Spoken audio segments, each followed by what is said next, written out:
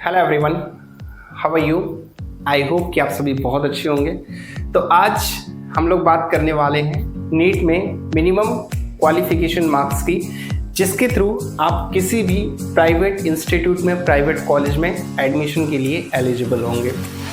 हालांकि पहले भी बहुत सारे वीडियोस यूट्यूब पे बनाए जा चुके हैं, मैंने भी बनाया था कि एक्सपेक्टेड कट ऑफ कितनी हो सकती है। हालांकि एक्सपेक्टेशन से ज़्यादा ही बढ़ गई है कट ऑफ। SC ST की मैंने जितनी एक्सपेक्ट करी थी वो तो उतनी ही है, लेकिन जनरल की, OBC की वो कट ऑफ काफ़ी हाई गई है। और सिर्फ एक्सपेक्टेड कट ऑफ नहीं, बल्कि इस साल का जो नीट का रिजल्ट है वो भी अनएक्सपेक्टेड है।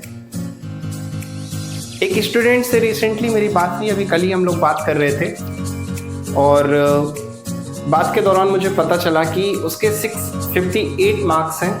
और जब मैंने उससे पूछा कि कैसा रहा रिज़ल्ट, क्या सोचा था, तो बोला कि सर मैंने मार्क्स तो इतने ही एक्सपेक्ट किए थे कि मेरे इतने ही आ रहे हैं, लेकिन रैंक मैंने कभी नहीं सोची थी।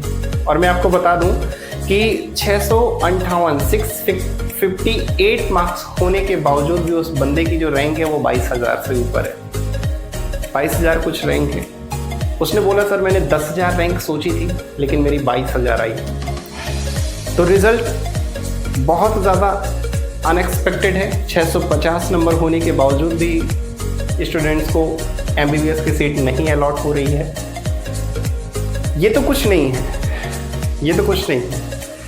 आप उनका सोचिए जिनके 720 में 720 नंबर है, उसके बावजूद भी एम्स दिल्ली में उन्हें सीट नहीं मिलेगी। वो क्या सोचेंगे कि इससे ज़्यादा हम कितने ही नंबर ले आएंगे। हालांकि इसे सभी लोग YouTube में NTA का स्कैम बता रहे हैं, गलत रिजल्ट दिया ये बोल रहे हैं, पेपर लीक हुआ था इस बारे में उन्होंने कुछ नहीं सोचा। ऑलरेडी कोर्ट में केस चल रहा है, उस केस का फैसला आने से पहले ही रिजल्ट रिलीज़ कर दिया। इस बारे में भी बहुत सारे लोग बातें कर रहे हैं और NTA ने इसका कोई जवाब नहीं दिया।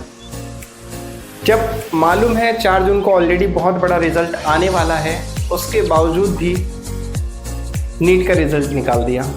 मैं अगर बात करूं, मैंने फर्स्ट टाइम 2013 में नीट दिया था, तब से लेकर के आज तक 10 साल से ज़्यादा हो गए हैं। उससे पहले भी मैं अपने सीनियर्स को देख रहा हूं, तो 10-15 साल से मैं खुद देख रहा हूं, और इन 10-15 सालों में आज तक कभी ऐसा नहीं हुआ कि जिस डेट को रिजल्ट आना हो उसके पहले आ गया हो।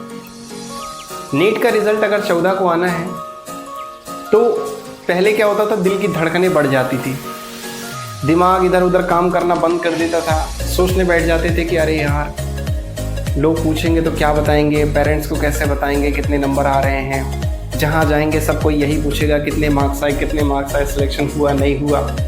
तो दिल में धक धक धक धक लग जाती थी 1-2 दिन पहले से। और जिस दिन रिजल्ट आना होता था तो 12 बजे ऐसे घड़ी देख के बैठ जाते थे, अरे यार दोस्तों से कहते थे भाई तू मेरा रिजल्ट खोलना, मैं नहीं खोलूँगा यार, मुझे बड़ा डर लगता था। हम अपना रिजल्ट नहीं देखते थे, दूसरों को फ़ोन आते थे तो एकदम सुनने में आता था तुम्हारे इतने मार्क्स आए।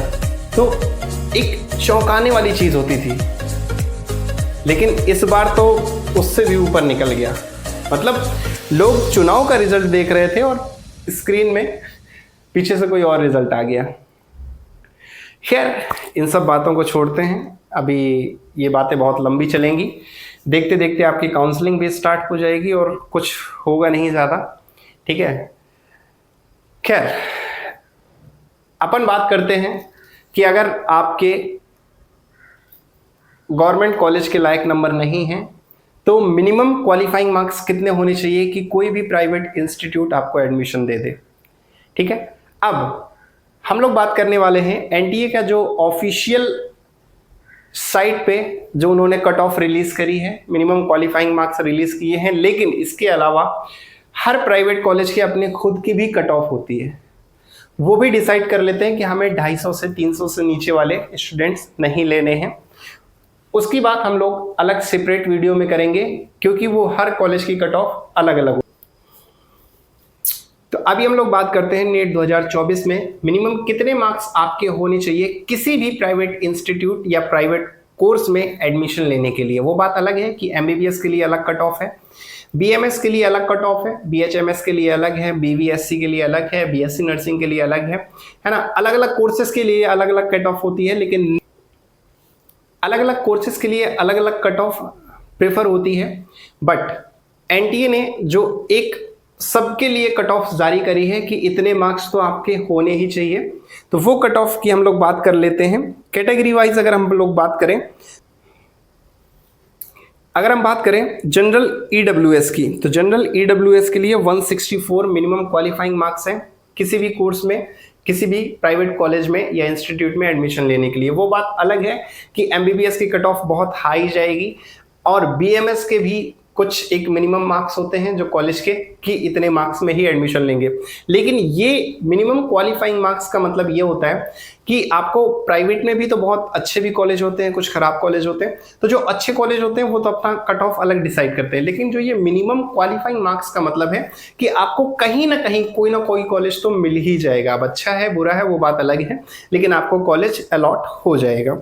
अगर हम बात करें ओबीसी की, तो ओबीसी के जो मिनिमम मार्क्स होने चाहिए वो मार्क्स रेंज दे रखा है 163 से 129 मार्क्स, यानी 163 से 129 मार्क्स। 163 नंबर है तो हो सकता है आपको पहली काउंसलिंग में कॉलेज मिल जाए, लेकिन 129 है या उससे ऊपर है तो हो सकता है आपको लास्ट राउंड तक पार्टिसिपेट करना पड़े किसी भी कॉलेज के लिए। अब अगर हम बात करें एससी के लिए, तो एससी के लिए भी सेम 163 से 129 मार्क्स। एसटी के लिए बात करें तो एसटी में भी 163 से 129 मार्क्स। अब यहां पर एक चीज देखने को मिल रही है, जैसा अगर हम बात करें जनरल की या ओबीसी और बाकी अदर जितनी भी कैटेगरीज हैं, तो 1 नंबर का फर्क आ रहा है। एक तरह से देखा जाए तो ओबीसी, एससी, एसटी कहीं कोई रिजर्वेशन नहीं है, सबको मिनिमम उतने ही मार्क्स लाने हैं किसी भी प्राइवेट कॉलेज में एडमिशन लेने के लिए। अब अगर हम बात करें जनरल ईडब्ल्यूएस और पीएच कैंडिडेट, पीएच का मतलब पर्सन हैंडीकैप है, तो उनके जो मार्क्स हैं वो होने चाहिए 163 से 146। उनको थोड़ा सा राहत दी गई है। ओबीसी है एंड पीएच, तो उनके जो मार्क्स हैं वो होने चाहिए 145 से 129 मार्क्स। एससी एंड पीएच है तो उसको होने चाहिए 145 से 129 मार्क्स। एसटी एंड पीएच है तो उसके होने चाहिए 145 से 129 मार्क्स। कुल मिलाकर के आपके जो हैं 145 से ऊपर नंबर होने चाहिए या 145 होने चाहिए अगर आप किसी भी पीएच कैटेगरी में आते हैं। जनरल में अगर आप पीएच हैं तो आपके 163 से ऊपर होने चाहिए। अदरवाइज अगर आप पीएच कैंडिडेट नहीं हैं, नॉर्मल हैं, तो आपके 163 नंबर होने ही चाहिए किसी भी कॉलेज में एडमिशन लेने के लिए। मैं मार्क्स रेंज जो दूसरा वाला है उसकी बात नहीं कर रहा हूं, क्योंकि हर किसी को कॉलेज पहले ही राउंड में चाहिए, रिस्क कोई नहीं लेना चाहता। तो मिनिमम अगर आपके 163 मार्क्स हैं तो आपको कहीं ना कहीं कोई ना कोई कॉलेज जरूर अलॉट हो जाएगा। इससे ऊपर है तो अच्छी बात है। और किसी भी प्राइवेट कॉलेज में, अच्छा प्राइवेट, अगर आपको बीएमएस करना है, मैं एमबीबीएस की बात नहीं कर रहा, एमबीबीएस का हम लोग सेपरेट वीडियो बनाएंगे, बीएमएस की बात कर रहा हूं। बीएमएस का अच्छा प्राइवेट कॉलेज चाहिए तो आपके मिनिमम 300 नंबर होने चाहिए, ठीक है। कॉलेज आपको तभी मिल जाएगा, लेकिन अगर 300 नंबर से ऊपर है तो आपको अच्छा प्राइवेट कॉलेज मिल जाएगा बीएमएस का। और कौन सा कॉलेज अच्छा है, कौन सा कॉलेज अच्छा नहीं है, अंदर क्या क्या प्रॉब्लम्स हैं, कोई हिडन चार्जेस तो नहीं है, क्या वाकई में जो यूट्यूब में दिख रहा है उतने अच्छे होते हैं, नहीं होते हैं। मैं एक चीज कहूंगा, यूट्यूब पे देख करके मत जाएं। YouTube is just a part of advertisement, ठीक है। वो एडवर्टाइजमेंट का पार्ट है, वो रियलिटी नहीं है। Being an Ayurvedic student, I know कि कॉलेज में अंदर क्या क्या प्रॉब्लम्स होती हैं और क्या क्या उनकी अच्छाइयाँ हैं। तो एक और चीज़ कि अगर आप पर्सनल गाइडेंस या पर्सनल काउंसलिंग कराना चाहते हैं कि कौन सा कॉलेज आपके लिए अच्छा रहेगा, कौन सा कॉलेज सही है, कौन सा आपको ऑप्ट करना चाहिए, किसकी कितनी फीस है, ऐसा तो नहीं है कोई और हिडन चार्जेस है, बाहर कुछ और बताया अंदर कुछ और ले रहे हैं, इन सारी चीज़ों में अगर आप बात करना चाहते हैं और मुझसे 1-to-1 पर्सनल काउंसलिंग कराना चाहते हैं तो नीचे मेरी वेबसाइट दे रखी है, उस वेबसाइट पे जाना है, वहाँ से मेरा नंबर लेना है और या तो मुझे व्हाट्सअप करना है या मुझे कॉल करना है। उसके अलावा नीचे इंस्टाग्राम का लिंक दे रखा है, वहाँ से आप मुझे डायरेक्टली डीएम कर सकते हैं और मुझसे गाइडेंस ले सकते हैं कि मुझे ये वाला कॉलेज लेना है, आप मुझे इसकी अच्छाइयाँ या बुराइयाँ बता सकते हैं क्या। और इसके अलावा अगर आपके कुछ और डाउट हैं तो आप नीचे कमेंट में भी मुझसे पूछ सकते हैं। आज का वीडियो यहीं ख़त्म करते हैं, मिलते हैं किसी अच्छे वीडियो के साथ। Till then take care, tata bye bye, thank you.